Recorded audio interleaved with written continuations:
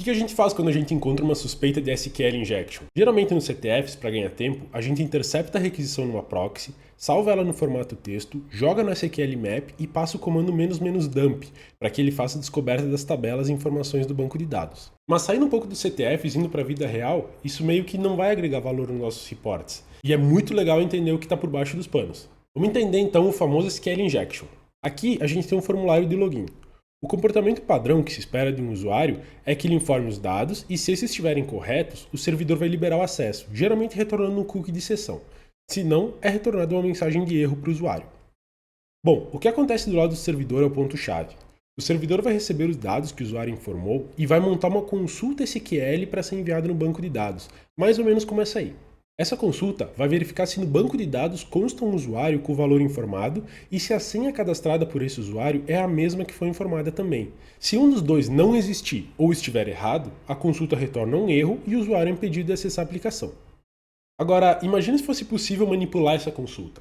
A real é que, se existir a vulnerabilidade da SQL injection e a gente tiver conhecimento da linguagem SQL, é possível. A linguagem SQL tem algumas particularidades. 3 delas valem a pena ser ressaltadas para que a gente entenda esse ponto. A primeira é que, quando a gente quiser consultar se um valor for igual a uma palavra, a gente tem que usar aspas para indicar que é uma palavra. E também, todas as sentenças SQL devem terminar com ponto e vírgula.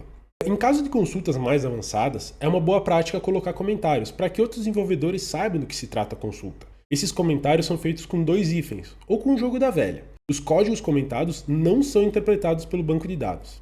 Ah, e tem mais uma coisa que eu gostaria que tu entendesse, que é o union. Ele vai ser útil para depois. Entre muitas aspas, eu quero que tu imagine ele como se fosse um combine com. Se eu fizer um select 1, 2, 3, 4, o banco de dados vai me retornar um resultado contendo 1, 2, 3, 4. Agora, se eu fizer select 1, 2, 3, 4, union select 5, 6, 7, 8, o banco de dados vai me retornar 2 registros, um contendo 1, 2, 3, 4 e 1, 5, 6, 7, 8. Segura essa informação que ela vai ser útil mais para frente. Bom, então, sabendo dessas características e sabendo que a aplicação é vulnerável, a gente pode explorar a vulnerabilidade da seguinte forma. Se tivermos conhecimento de ao menos um valor válido para o campo de usuários, é possível autenticar esse usuário sem saber a senha. Afinal, podemos informar o nome do usuário, fechar aspas, terminar a instrução com ponto e vírgula e então comentar o resto da instrução, para que ela não seja interpretada. Agora, se a gente não conhece nenhum usuário e nenhuma senha, a gente pode usar uma técnica bem famosa. Lembra daquela consulta de usuário e senha que eu mostrei antes? Vamos voltar nela para entender essa parte. Vamos usar o mesmo princípio de antes, mas sem informar o usuário. E antes de terminar a instrução, a gente coloca esse OR 1 igual a 1. O OR na linguagem SQL é realmente o que ele quer dizer, ele é um OU. Nesse caso, o banco de dados primeiro vai procurar um usuário que tem o nome como vazio.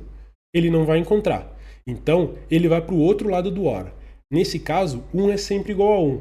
Então, todos os resultados vão ser retornados. E, por padrão, o usuário vai ser autenticado com o primeiro registro disponível no banco de dados. Lembra daquela aplicação que eu mostrei lá no começo do vídeo? Vamos dar uma olhada com mais calma nela.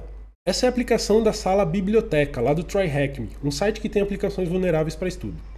Partindo da ideia que a gente não sabe nenhum usuário dela, a gente pode testar a segunda exploração que eu comentei antes.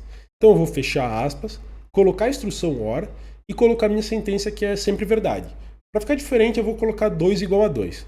Eu termino a instrução com ponto e vírgula e comento o resto da instrução. Olha que legal, a gente foi autenticado com o usuário Smoke.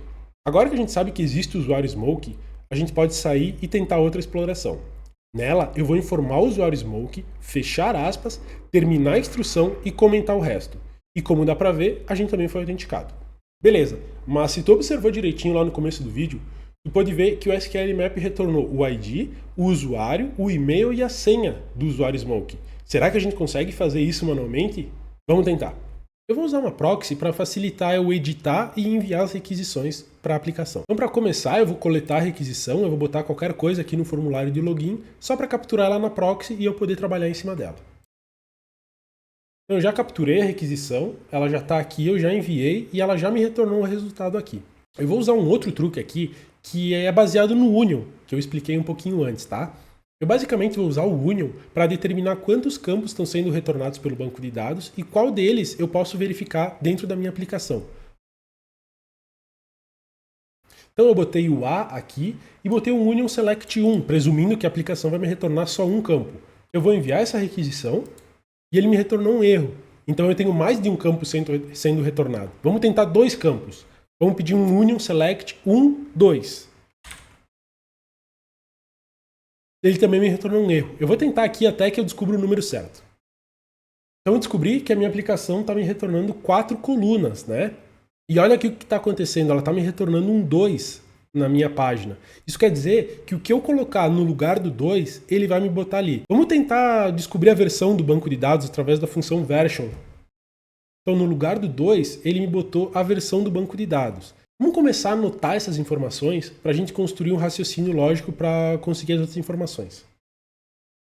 Quais outras informações que eu vou precisar? Eu vou precisar do nome da database, do nome das tabelas e das colunas das tabelas para poder montar um select mais organizado. Então, para descobrir a database é bem fácil. Assim como para descobrir a versão tem a função version, para descobrir a database tem a função database. Então agora aqui ele me retornou que o nome da database é website. Vamos anotar essa informação. Para descobrir as tabelas é um pouquinho mais complicado. Eu vou ter que montar um select um pouco mais elaborado, mas eu já vou te explicar ele. Então esse aqui é o select para descobrir as tabelas. Eu estou fazendo um grupo concat porque se tiver mais de uma tabela, ele vai me retornar elas todas separadas por vírgula, já que aqui está me mostrando só um valor por vez. Então aqui eu estou fazendo um grupo concat do valor table name. O valor table name vem lá de outra database, a Database Information Schema. A Database Information Schema ela tem algumas tabelas que guardam informações sobre todo o banco de dados. Lá tem uma tabela chamada Tables. E é dela que eu vou pegar o resto do select. E olha só, eu estou botando aqui where table schema igual ao website, que é a database que eu recebi agora. Vamos ver o que vai acontecer. Então eu descobri agora que o meu banco de dados só tem uma tabela chamada users. Para descobrir as colunas, é um select bem parecido, só que são de outras tabelas. Então vamos montar ele aqui para nós. Legal, percebe que agora o grupo concat funcionou do jeito que eu queria. Como eu tenho mais de uma coluna na minha tabela, ele me retornou todas no mesmo campo, só que separadas por vírgula. Então agora a gente tem todas as informações do nosso banco de dados. Olha só, a gente tem o nome da database, as tabelas que tem ali, que no caso a gente só tem uma, e todas as colunas dessa tabela. Assim eu posso montar selects para pegar todas as informações que eu quiser da tabela. Olha só, eu vou continuar usando o grupo concat para me prevenir, caso tenha mais de um usuário na minha tabela. Então eu pedi aqui o username e ele me retornou o usuário Smoke. A gente só tem um registro no nosso banco de dados. Vamos pegar a senha do usuário Smoke, por exemplo? Então aqui a gente conseguiu a senha do usuário Smoke.